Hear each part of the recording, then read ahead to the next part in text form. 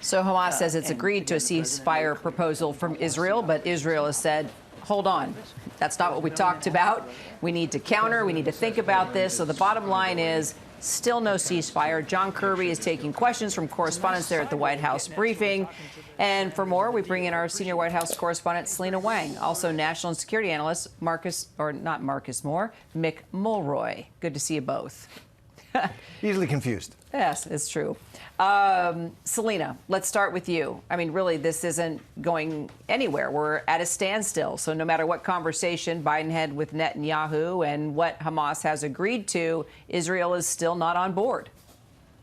Yeah, look, well, Kirby made clear there that the negotiations are still ongoing. The question of whose ball is this court in now? How does Israel respond? That is the major question. And the U.S. is now confirming that, yes, Hamas has responded to this proposal. And in live time, the U.S. is talking about this with their partners in the region on the ground. And the big question, of course, is what are the parameters that Hamas actually agreed to? Kirby was very, very tight-lipped, very careful not to give any detail on that, saying that the last thing he wants to do is to jeopardize this very sensitive process. But what we do know, according to the Israeli side, is that what Hamas agreed to is not what they had agreed to. What the U.S. had been pushing for is a 6-week temporary ceasefire that would see the release of hostages, more humanitarian aid. And the hope on the U.S. side is that that would then extend into a longer pause that could lead to more lasting peace. What Hamas agreed to, we don't know. The big question, of course, is how long it will take to respond, how Israel will respond. The Israeli side has said it could take a while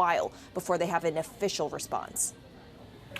All right, so let me go to Mick Mulroy now on really what's going on here, Mick. One of the things that Hamas says is that there will be a complete withdrawal of Israeli forces from Gaza as part of this deal. That doesn't sound likely. So what is this?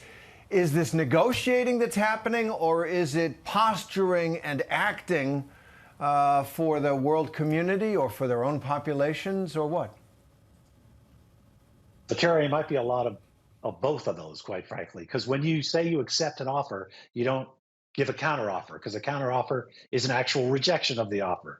That said, it doesn't mean that Israel cannot look at the counteroffer and accept it.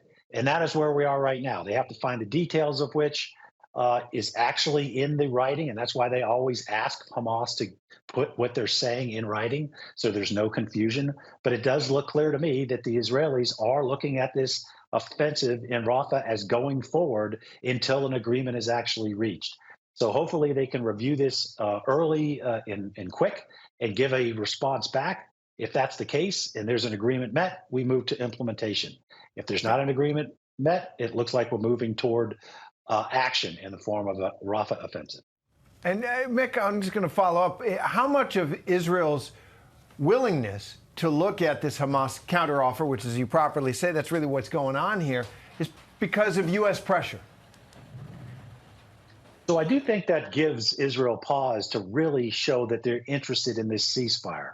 I think, quite frankly, right now, they would rather just go to Rafah and end the last 4 battalions of Hamas so that they can get the pressure off them, which is incredible, both from the international community and the United States. I think the United States does have leverage in this, obviously, but ultimately it's the decision of democratically elected government of Israel. All right, Selena Wang, Mick Mulroy, thank you both.